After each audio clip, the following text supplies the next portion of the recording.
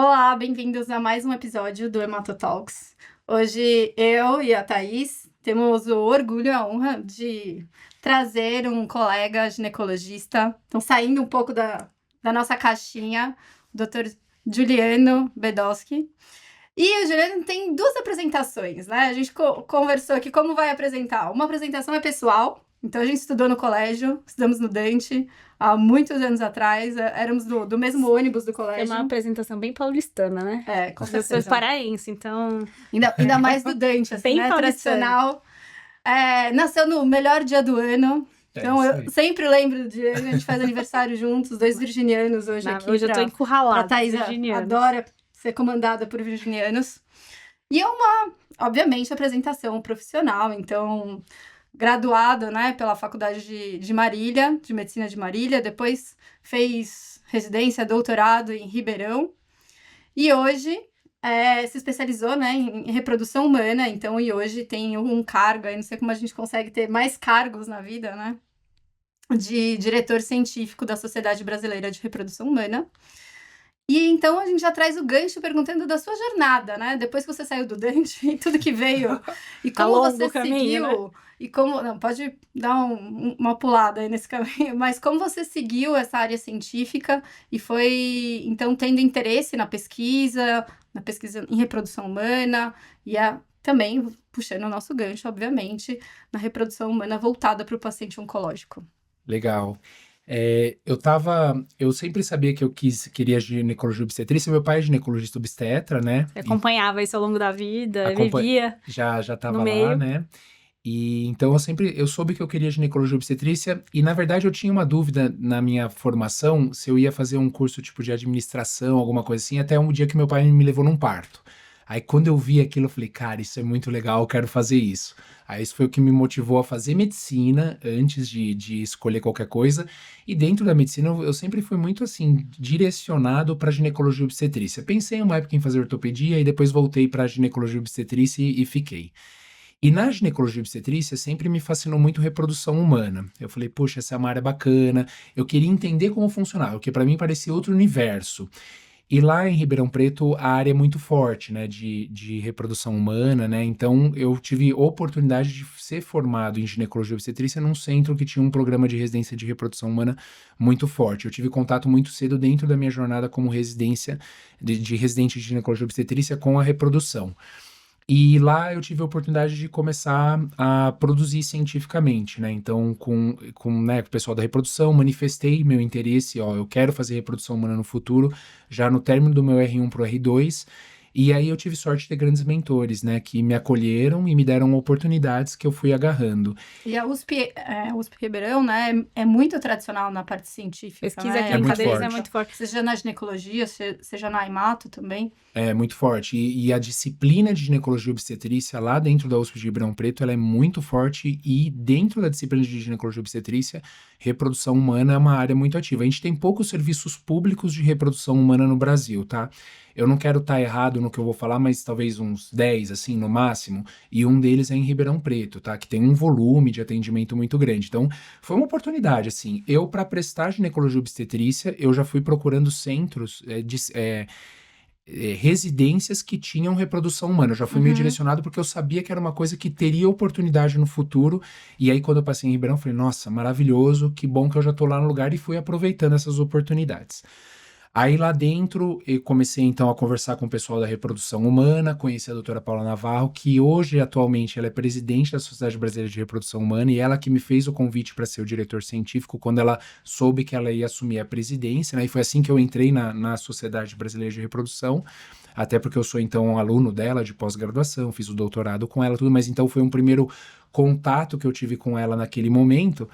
E ela falou para mim, Gil, tem dois casos aqui interessantes de pacientes que a gente fez estímulo ovariano para congelamento, uma de óvulo e a outra de embrião, que são pacientes com diagnóstico de câncer, uma com linfoma que congelou óvulo e uma com câncer de mama que congelou embrião. E o que era de diferente naqueles casos do tradicional? Eles fizeram um protocolo de estímulo ovariano na fase lútea, porque essas pacientes tinham urgência de começar o tratamento oncológico. E a gente não sabia se a progesterona do corpo lúteo da fase pós-ovulatória tinha um efeito detrimental na qualidade do óvulo ou não. Até então era tudo muito desconhecido. Por quê? Os estímulos ovarianos, tradicionalmente, eles eram feitos no momento que a paciente menstruava. Só que nessas pacientes, nas pacientes oncológicas, a gente não poderia ter essa oportunidade de esperar. Então urgência, Essa janela, né? ela veio, pô, já ovulou 3 dias atrás. Putz, mas se eu for esperar mais 11 dias para ela menstruar e começar o tratamento, pode ser que seja muito longo. Ela falou, a gente acabou de fazer esses 2 casos, é uma coisa muito inovativa. E eu queria ver se você quer ajudar a gente a escrever esse trabalho. Daí eu fui atrás dos dados. Coincidentemente, uma das pacientes, a paciente com câncer de mama estava internada no hospital, porque eu fui no SAMI, no serviço lá de prontuário, né? Daí, não, o prontuário dela não tá aqui no arquivo. Onde que ela ela tá tá? internada. Aí fui subir lá para conversar com a paciente. Aí ela falou: não, doutor, eu congelei os meus embriões e tal. A outra paciente fez linfoma. Na ocasião, o serviço da USP de Ribeirão Preto não fazia congelamento de óvulo. Então, eles usaram uma parceria.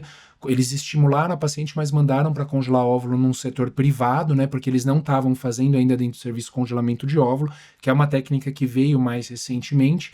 Mas aí eu pude ver no prontuário como funcionava e a gente publicou e foi muito bacana. E nesse foi uma oportunidade. Então, eu pensava em reprodução humana, beleza. Aí, no meu contato, a minha orientadora, que no futuro se tornou minha orientadora, me deu essa oportunidade de trabalhar com fertilidade. Quando eu vi isso acontecer, eu falei, cara, isso é muito legal. Isso aqui que vocês estão fazendo é muito legal.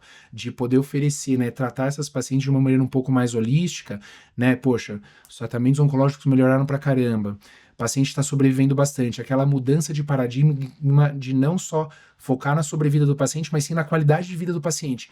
E você poder ofertar tratamento de reprodução assistida nesse cenário, isso é mágico, isso é único e eu gostei muito. E para escrever esse trabalho, eu vi muitos trabalhos do Cthulhu Coktai, que foi o meu mentor em Nova York. Aí eu falei, cara, esse cara produz muito nisso. Ele estava na vanguarda do conhecimento de várias coisas. Foi o primeiro cara que fez congelamento e autotransplante de tecido ovariano. Foi o cara que desenvolveu os protocolos de estímulo ovariano para paciente com tumor com receptor hormonal positivo, câncer de mama, usando inibidor da aromatase para manter os níveis de estrogênio mais baixos. Aí eu falei, eu comecei a entrar nesse mundo, assim, de oncofertilidade muito forte. Falei, isso aqui eu acredito, isso aqui eu acho que eu tenho muita empatia por isso, eu gosto muito, eu quero talvez me especializar mais nisso. A gente achar aquele momento mágico, né? Você falou assim, você conta um pouco a história, parece um pouco a minha, as oportunidades, e aí aquilo faz teu olho brilhar e fala, acho que aquele caminho tá pra mim, assim, tá se encontrando, né? Isso é muito legal. Foi assim, Thaís, que aconteceu, as coisas foram assim na minha vida. Eu fui intencional em algumas coisas de, vou fazer residência num lugar que tenha reprodução humana forte. Então, quando eu fui prestar, eu já fui meio que direcionado para isso, mas também abri meu leque para outras coisas.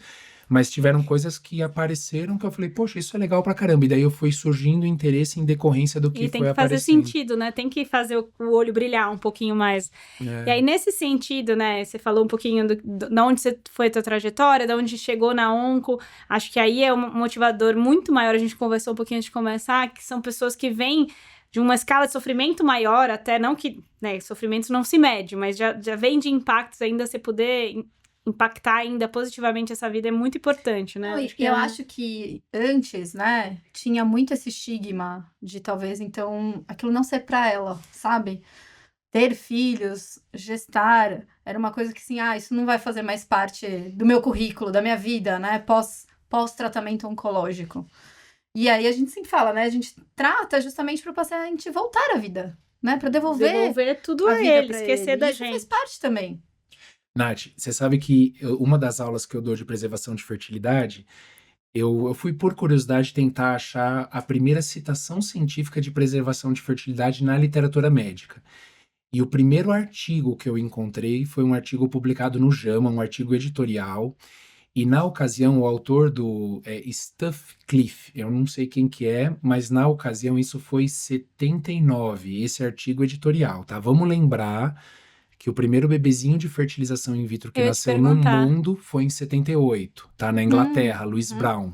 Então, imagina, estava ainda nos primórdios da reprodução humana, reprodução assistida, e esse autor, ele já coloca, olha que interessante, a castração química é o preço da cura para paciente com doença de Hodgkin. É assim que ele coloca a primeira linha do abstract do artigo dele.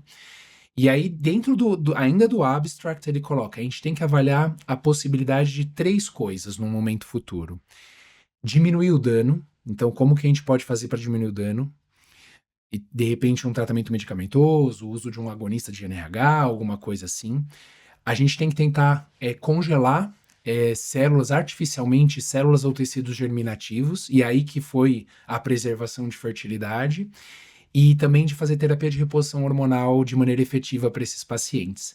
Então foi dentro isso que você colocou, Nath, era isso que acontecia, era o preço da cura, né? Sim. Então, ó, você vai fazer o tratamento, você vai curar, mas o preço da cura é a castração química. Então, e aí o que aconteceu? Os tratamentos foram melhorando, as pacientes foram tendo cada vez... O diagnóstico precoce também ajuda bastante, né? Aí a cura, aí vamos focar agora na qualidade de vida. E aí dentro desse survivorship, então da sobrevivência das pacientes, a gente tem que pensar na preservação de fertilidade delas para que elas possam Até a gente usar no mesmo, né? futuro. Quando a gente vê os nossos trabalhos de tratamentos, eu sempre gosto de ver depois tá bom, a gente foca primeiro na efetividade, né? São os endpoints primários dos trabalhos. E depois você vê quantas pessoas continuaram, como foi o perfil de segurança. E aí, às vezes, essas coisas, tipo fertilidades, elas são marginalizadas. Uhum. A pessoa tá viva, a intenção tá viva, sem toxicidade, como eu vou dizer assim, direta, assim, sabe? Sei lá, sem cardiotoxicidade, sem... A fertilidade é um adendo. É isso. Né? Então, assim, é menosprezada. Ela não precisa da fertilidade para viver, basicamente isso, sabe? Mas entra na qualidade de vida. É isso, qualidade de vida.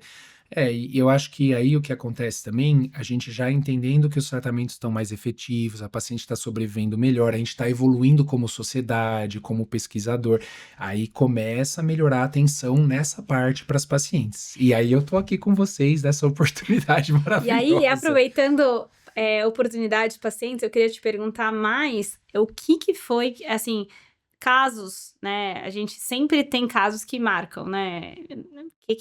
Por exemplo, eu não sabia desde o início que seria hematologista, eu queria ser clínica antes de tudo. E aí, foi uma paciente, especificamente, na clínica médica, que me caminhou para hematologia, para oncohemato, especificamente. E então, a gente conversando aqui antes...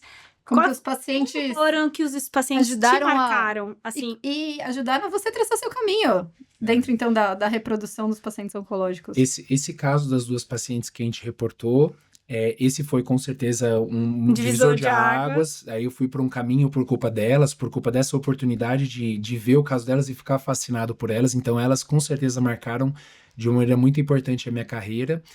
E um outro caso que eu acredito que vale a pena comentar...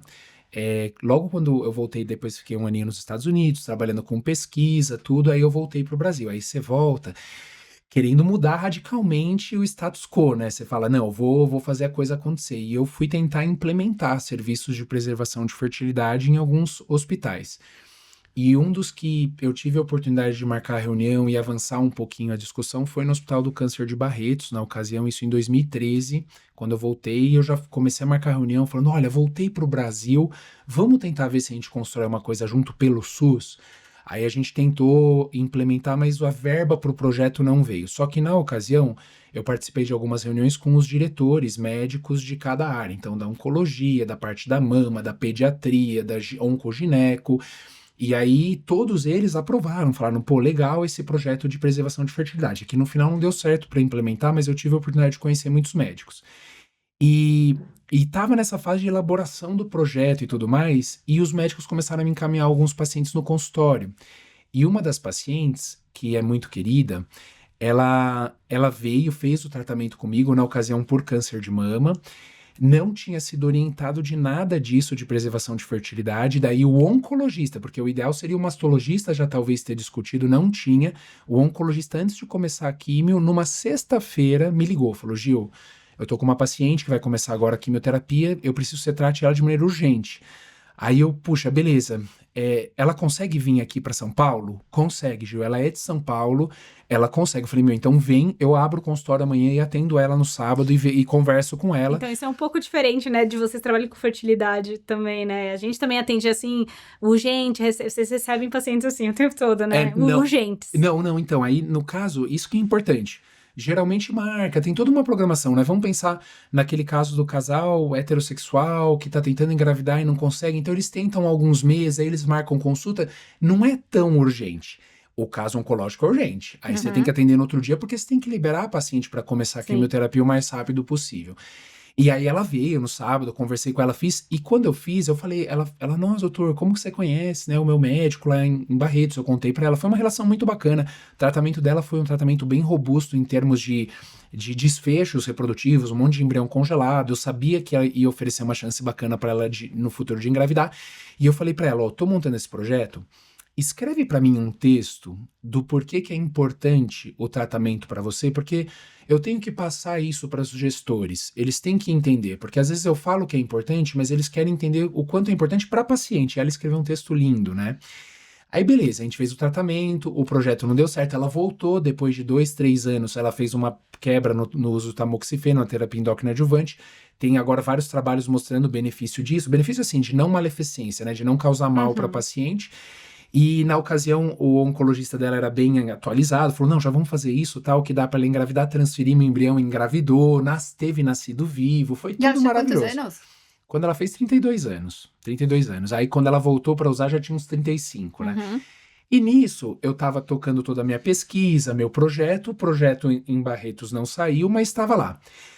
Aí chegou a hora e o meu doutorado avalia o dano na reserva ovariana de pacientes com câncer de mama, né? Então, como a gente medindo os marcadores de reserva ovariana, como o dano acontece, né? Um estudo prospectivo lá de Nova York, do Memorial, seguindo as pacientes por 5 anos. Então, foi um projeto que demorou bastante tempo e tinha essas oportunidades de atender as pacientes. E aí chegou uma hora quando eu fui montar meu doutorado, tem aquela parte que você coloca epígrafe, né? Então, você pega um texto de um pensador bacana, de uma pessoa que você admira. E aí eu liguei pra Renata, pra minha paciente, eu tenho... Escreve mais texto. Eu falei, eu tô montando meu doutorado, e nisso ela já tinha tido a filha dela, relação muito boa, e ela me ajudou mesmo a montar o texto pro projeto e tal. Eu falei, eu posso pôr o seu texto na epígrafe do meu doutorado? Coloquei, e eu não vou mentir que até parte da banca que tava lá falou, Gil, eu notei o texto da sua epígrafe, foi uma paciente que você atendeu, que fez isso, e dá pra ver que isso te motiva muito, você produz muito na área de oncofertilidade, você gosta muito dessa área, então dá pra ver que você tá nessa imersão. Então, ela me ajudou, né, porque a gente tentou, não deu certo o projeto no final, mas me marcou muito ter acompanhado ela, ter tratado ela e fortaleceu cada vez mais essa decisão de tomar a oncofertilidade como a minha linha principal de pesquisa e de motivo de vida mesmo, né? De tentar divulgar mais, que eu acho que é o papel do podcast, né? A gente está conversando sobre isso, desde trabalhos pequenos, de estar conversando com o paciente, com o parente, até um trabalho maior, podcast, ou até dar uma aula num congresso e tentar divulgar cada vez mais para que as pacientes tenham a oportunidade de serem bem aconselhadas. E pensarem sobre. E tem alguma parte da epígrafe que você lembra? Ela coloca assim, e uma coisa que me marcou foi assim, ela falou, ela tinha operado já, mas não tinha começado a quimioterapia, então foi nesse intervalo que a gente fez. E ela coloca assim, ter os meus embriões congelados, esperando por mim, para que o momento que eu estiver pronta para recebê-los, eu já possa gerar vida, isso me dá muito mais motivação para seguir adiante. Porque curada eu já sei que estou. Ela coloca assim, eu só vou ter que complementar o meu tratamento. E então a sensação de continuidade, ela só falou, ó, isso aqui, ter os meus embriõezinhos congelados vai vai fazer eu seguir muito mais feliz, muito mais confiante, que eu já tô curada. É só esperar um pouquinho que eu vou voltar para pegar eles. Então isso foi o que mais marcou do texto dela. Eu acho que é incrível, né? Dentro da medicina, a gente ter possibilidade de que as pessoas impactem nossas vidas, né? Acho que é isso que motiva a gente a continuar, a ter um propósito, né? Eu acho que o grau de avanço da oncologia, menos dano, menos toxicidade tardia, permite que a gente converse sobre isso. E uma coisa que você falou que é muito importante, eu falo sempre para os residentes, isso tem que estar na primeira linha da nossa primeira consulta. Quanto você falou algo sobre fertilidade com seu paciente, você perguntou se ele tem interesse, isso tem que estar escrito, porque não só escrito, mas tem que ser conversado, porque o paciente tem que ter consciência, você não é mais uma relação de cima para baixo que você decide a vida dele, ele tem que ter a possibilidade de participar ativamente de todas as partes do processo. E assim, a gente entende, né, que principalmente na hemato, muitas vezes a gente não tem tempo, É né? isso. Então, assim, tem as leucemias agudas e tal, então às vezes a gente não tem tempo para propor uma conversa com um ginecologista, propor uma preservação quando o paciente não tem prole constituída, etc. Mas você pelo menos então precisa informar ele sobre isso. Olha, a gente infelizmente agora não tem tempo para fazer isso. E a gente vai gerar novas conversas, isso. O que a gente vai poder fazer? Não dá spoiler dos próximos. O que a gente pode tentar fazer para minimizar esse dano ou o que a gente vai poder fazer depois do seu tratamento. Perfeito. Qual é o mundo ideal?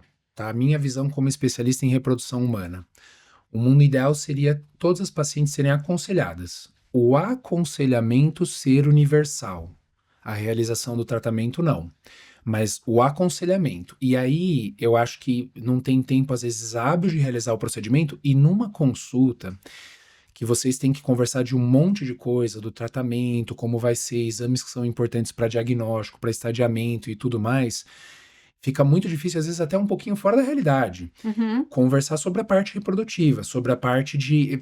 o que eu acho legal, né? Então, hematologista, e para quem é residente, está acompanhando aqui o podcast, quem está em formação, e não só formação, mas reciclando também conhecimento, eu acho que é muito bom ter, de repente, um parceiro ali em que você possa confiar, possa estar indicando para aconselhar, mas você na consulta já comentar, olha, você tem idade reprodutiva, o tratamento que eu vou fazer, ele é gonadotóxico, ou ele tem um potencial de ser gonadotóxico, isso aqui é uma coisa importante para você. Você tem que ver. Aí não vai ter tempo. E aí tem que ter uma pessoa bacana para entender isso também, porque não vai ficar propondo loucura para paciente que tá descabida, porque o foco é a paciente ficar bem, tem que estar bem, a paciente isso a gente não pode abrir mão. Inegociável. Inegociável. A paciente tem que estar bem, ela tem que ter condição clínica para estar bem. E às vezes você não vai ter essa oportunidade. Então a pessoa também que tá do lado da reprodução humana tem que entender isso. Mas aí ela vai saber o que vai acontecer. E de repente, no momento de uma oportunidade de consulta, a gente consegue ter algumas avaliações boas. Fazer um ultrassom transvaginal e ver reserva ovariana da paciente. Aí a gente já conversa com ela, ó, a gente não consegue fazer nada agora, tá? Se você fosse a minha irmã, não dá para fazer nada. Não é que não existe essa possibilidade, porque o foco é realmente tratar. Você não está clinicamente estável, então você tem que curar, você tem que começar o tratamento. E aí a gente abre outras possibilidades. E essa consulta é muito delicada. E é uma consulta que, para mim, no consultório demora pelo menos 1h30, 2 horas. Imagina para vocês que são hematologistas, como é que vocês vão fazer isso? Não tem nem condição. Então, acho que o importante é falar, olha, a gente tem essa preocupação. E tendo essa preocupação, você tem que buscar aconselhamento legal. A gente não vai poder fazer nada agora, então ou podemos, de repente, fazer uma coisa assim, que ainda é um pouco experimental, uso do agonista, alguma coisa assim, mas... vamos já pôr aqui no radar que você tem que conversar com esse profissional, porque aí você já vai começar a criar um relacionamento com essa pessoa. Ontem eu tive a oportunidade de atender uma paciente, 27 anos, com câncer de mama, né? E foi isso, ela me mandou mensagem na sexta, eu falei, não, vem, atendi ontem. Ela geralmente tem que ser rápido o atendimento. E eu falei pra ela, a gente vai começar um relacionamento agora, que vai acabar só daqui a alguns anos.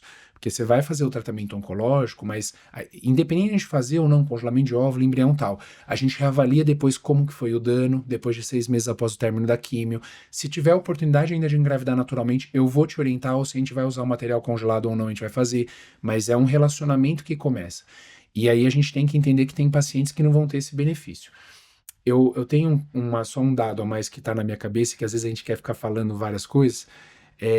E do meu conhecimento, tem 2 centros no mundo, os 2 nos Estados Unidos, que tem um serviço de preservação de fertilidade implementado sistematicamente no serviço. Um deles é o MD Anderson, que é a doutora Terry Woodard, que ela participou num webinar que eu fiz pela sociedade. Além de eu ser diretor científico, eu sou coordenador do Comitê de Oncofertilidade. Então eu chamei ela e a Jacqueline, que trabalha no NIH, para participarem de um webinar com a gente. E eu pedi para ela dividir um pouco da expertise dela, porque ela trabalha dentro de um hospital oncológico. E eu tive algumas oportunidades ao longo dos anos de conversar com ela, e ela dividiu para mim, ela falou, Gil, mais da metade dos pacientes que eu atendo eu não faço tratamento. Não faço, eu só aconselho, porque ou a condição clínica, ou não a condição clínica, mas tipo, ela tem interesse em congelar, mas ela tem 45 anos e o que a gente vai oferecer para ela não é realístico de engravidar no futuro. Então a gente desaconselha ela a realizar, não porque ela não tem a janela de oportunidade, mas porque o tratamento não vai ser bom. Então mais da metade não faz, mas eles têm um volume de tratamento que eles realizam lá no MD Anderson muito importante. O segundo serviço é o serviço do Memorial. O Memorial não tem um médico igual a Terry que trabalha lá dentro.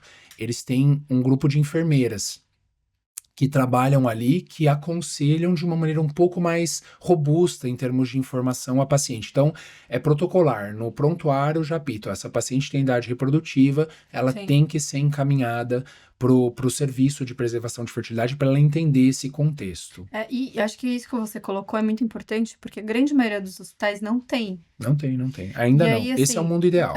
ou, por exemplo, a gente, né, leucemias agudas, linfomas com grandes massas, tal, às vezes o paciente entra pelo pronto-socorro interno Não e ele não sai tem a mais. possibilidade de sair, por exemplo, para uma consulta Isso. e voltar. Hoje, tudo bem, a gente tem A até telemedicina. telemedicina, de repente ele pode ajudar pelo menos para fazer um primeiro contato, mas a sua avaliação clínica fica limitada, né? Porque nem sempre vai, dependendo pra do hospital fazer. que você tá, vai ter todos os recursos. É isso, é.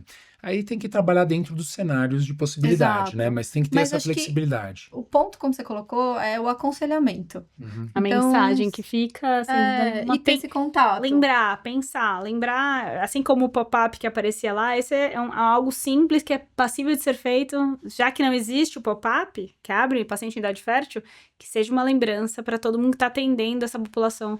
Não só feminina, né? A gente tá falando aqui muito especificamente das mulheres, homem ainda é mais fácil ainda. Mais fácil. É super mais fácil, simples. menos custoso, é muito tranquilo.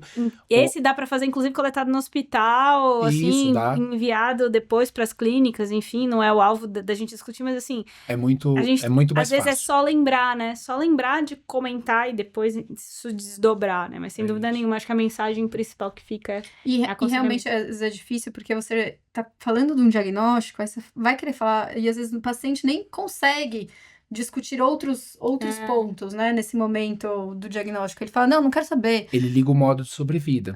Várias vezes você fala, mas e aí, então tem prole constituída? Não tenho. Mas você tem desejo, é casado, não é, sei lá. A pessoa Mas fala, às vezes a não mulher é quero, muito saber jovem disso. também. Não, agora não é hora de pensar nisso. Aí, não, calma, assim, dá pra gente tentar pensar em tudo. É isso. Óbvio que tem que ter um momento pra cada coisa, mas é como você colocou. Acho que é o modo de sobrevida, né? Você quer resolver aquela situação o mais rápido possível. E às vezes a pessoa tá numa condição. Eu nunca vou me esquecer quando eu era aluno lá em Marília.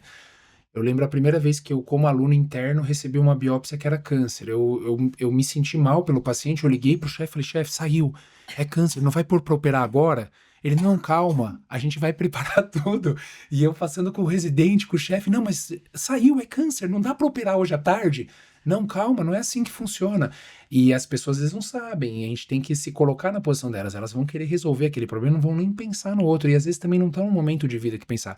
E aí cabe a gente falar, isso aqui pode ser muito importante para você no futuro, você tem que pensar nisso. E aí quando a pessoa às vezes ouve, daí ela fala, opa, aí e também entende tudo com mais calma e tem o tempo para processar tudo, vai bem. E como a gente sempre fala, na verdade, tem que promover saúde, né? Acho que o principal papel do médico é promover saúde em todos os aspectos, né? Então, óbvio, quando tem esses parênteses que a gente precisa de um tratamento mais ativo, mas no final, o nosso objetivo principal é promover saúde. É isso. Então, acho que a gente encerra essa primeira parte, essa parte da nossa primeira conversa, sobre que essa mensagem fique como importante, que todo mundo que trate mulheres em idades férteis sejam capazes de lembrar desse fator como uma jornada que essa paciente também vai seguir ao longo todo o tratamento, independente do diagnóstico, né? A gente tem diagnósticos cirúrgicos, inclusive, fora da quimioterapia, que é o nosso dia a dia, né? Mas acho que a gente sempre tem que pensar nisso, casos de trauma, tantas outras coisas que existem, né? Tumores benignos, enfim.